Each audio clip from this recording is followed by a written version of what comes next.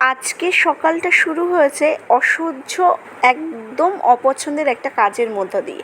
কী কাজ বলো তো? এই ব্ল্যাঙ্কেটটা গোছানো। সারা বছর ব্ল্যাঙ্কেট কে গায়ে দেয় ভাই? লোকে তো আমি দেখেছি যে একটা বেড কভার ইউজ করে বা একটা হালকা পাতলা কাঁথা ইউজ করে, আর আমার হাজব্যান্ডকে আমি দেখলাম সারা বছর ওর ব্ল্যাঙ্কেটের প্রয়োজন হয়। এত অসহ্য লাগে ওটা ভাঁজ করতে। যাই হোক, এখানে ঘর বাড়ি গুছিয়ে স্নান সেরে এসে দেখি মায়ের পুজো দেওয়া হয়ে গিয়েছে, মা থালা বাসন মাজছে। আমিও ঠাকুর প্রণাম করে চা বসিয়ে দিলাম। সবাই চা খাবে, সুতরাং চা বসিয়ে দিলাম আর আমিও চাটা খাবো। আমি তো এই কদিন হচ্ছে চিনি ছাড়া খেতাম, আজকে চিনি দিয়ে ফেলেছি, আমার মনে নেই আগে থেকে নামানোর কথা, আজকে ওইভাবেই আর কি খেয়ে নিলাম।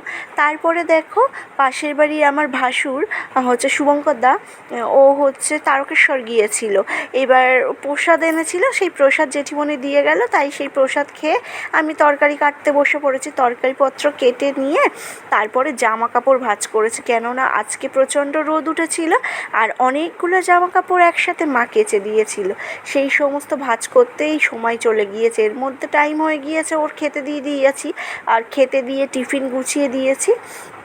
ও এবার শু পরে নিয়ে বার হবে।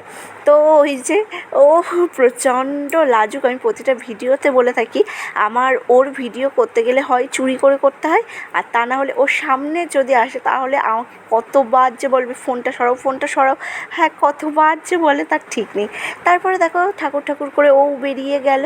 এবার আমরাও ভাবছি খেয়ে নেব, একেবারে আজকে একটু দেরিই হয়ে গিয়েছে, ও একটু দেরি করে বার হয়েছে, তো সে 1-1:30 বেজে গিয়েছে। আর দুপুরের খাবার না একটু আমরা ওই 1-1:30 2টোর মধ্যেই খেয়ে নিই, তার বেশি হলে না অতটা ঠিকঠাক মতো হয় না, প্রথম থেকে যেভাবে অভ্যস্ত আর কি। তো দেখো, আজকের মেনুতে ছিল সাদা ভাত, শাক ভাজা, আর হচ্ছে মাংস আর কেওড়ার টক। আচ্ছা, কেওড়ার টক তোমরা খাও, পছন্দ করো? আচ্ছা, অনেকে না জানো কেওড়া কী জিনিস জানেই না। যেমন প্রথমত আমার বাড়ির দিকে, আমার বাপের বাড়ির দিকে ওটা তো মিষ্টি এলাকা, আর এটা তো একটা নোনা এলাকার ফল, সুতরাং ওখানে না প্রথমে জানতোই না যে কেওড়া কী জিনিস, কীভাবে খেতে হয়। তারপরে আমার মা বাপের বাড়ি থেকে নিয়ে গিয়েছে, মানে মামার বাড়ি থেকে নিয়ে গিয়ে ওদেরকে খাইয়েছিল, সেখান থেকে ওরা একটু চেনা পরিচিত। খেয়ে দিয়ে ঘুমিয়ে পড়েছিলাম। ঘুম থেকে উঠে ভাবলাম একটু পেয়ারা মাখা খাই, অনেক দিন কিছু স্পাইসি খাওয়া হয়নি। সুতরাং পেয়ারাগুলো, এটা আমার ধরমমার বাড়ির গাছের পেয়ারাগুলো বেশ মিষ্টি, একটু দানা বেশি, তবে বেশ মিষ্টি। তো দেখো, লবণ, তারপরে সামান্য একটু চিনি, কাঁচা লঙ্কা, তারপরে কাসুন্দি সস, সব কিছু দিয়ে ভালো করে পেয়ারাটা মাখিয়েছি। উফ, খেতে যা টেস্টি হয়েছিল সত্যি, একদম মাখা জিনিস ঝাল ঝাল না হলে না ঠিক একটা জমে না, আর এই ঝালটা একদম পারফেক্ট হয়েছে। গুড ইভিনিং সবাইকে, সবাই কেমন আছো বলো? আশা করি তোমরা অনেক ভালো আছো। আমি ভিডিওটা সকালবেলা থেকে স্টার্ট করেছি, কিন্তু এত আজকে কাজের প্রেশারটা মানে বেশি ছিল, প্লাস হচ্ছে ও চলে যাওয়ার ছিল, সুতরাং মানে আমি ঠিকঠাক মতো একটা ভিডিও সকাল থেকে করতে পারিনি। অল্প অল্প একটু অর্ধেক যা করেছি সেগুলোও অ্যাড করব। ভাবলাম এখন বসে আছি, কেননা তোমাদের সামনে চলে আসি, সেই জন্যই চলে আসলাম গল্প করতে। তো সবাই কেমন আছো সেটা অবশ্যই কমেন্টে জানিও। আশা করি তোমরা সুস্থ আছো, আর সুস্থ থাকাটাই এখন সবথেকে বেশি জরুরি। বর্ষাকালে সবথেকে বেশি মারাত্মক যেটা হয় সেটা হচ্ছে কী বলে, সর্দি কাশি এগুলো লেগে থাকে। তারপরে একটা দেখবে একটা ভাইরাস, যেটা পেটের ভাইরাস, তোমার কী রকম বলবো, আমার যেটা হয়েছিল, আমার হচ্ছে ইনফেকশন হয়ে গিয়েছিল। তো এরকম টাইপসের রোগ ব্যাধি বর্ষাকালে লেগে থাকে, সুতরাং ভালো থাকাটা সবচেয়ে বেশি জরুরি। আর মা সন্ধে দিচ্ছে,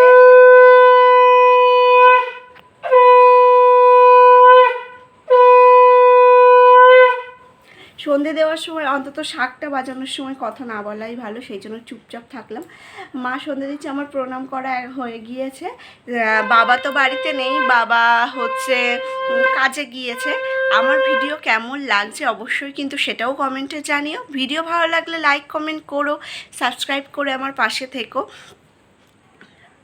তো আজকের পেয়ারা মাখাটা না সত্যি খুবই ভালো ছিল, মানে আর ওই পেয়ারা যেহেতু গাছের পেয়ারা, সেই জন্য একটু পেয়ারাটা না ওই বারুইপুরের যে পেয়ারা যেগুলো হয় একটু হোয়াইট হোয়াইট কালার মতো থাকে, সবুজ মানে একদম পুরো সবুজ হয় না, ডিপ সবুজ হয় না, ওই পেয়ারাগুলো বেশি ভালো হয় খেতে, যেটা আমি মামার বাড়ি আমার দিদা প্রায়শই নিয়ে আসতো বাজার থেকে প্রতিটা দিন একটা করে দুপুরের পরে খেতাম।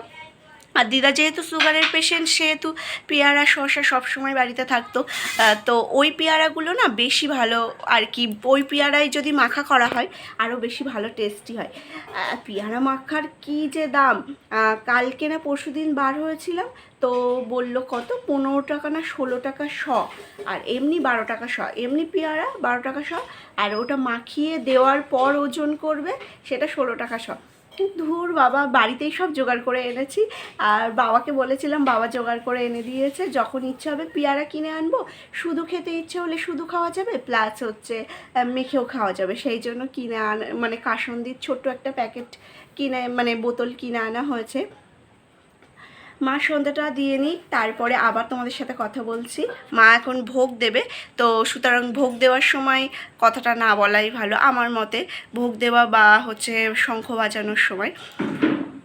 প্রচণ্ড প্রচণ্ড গরম, মানে বর্ষাকালে এরকম গরম দেখা যায় না, ভীষণই গরম লাগছে, কেন জানি না, আমার একা লাগছে নাকি।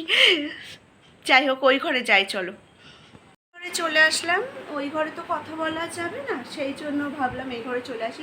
আর তার থেকেও বড় কথা, বাইরে বসতাম, প্রচণ্ড একটা কি বলবো গরম পড়ছে, আমি পাখার তলা ছাড়া বসতে পারছি না, সেই জন্য এই ঘরে চলে আসলাম।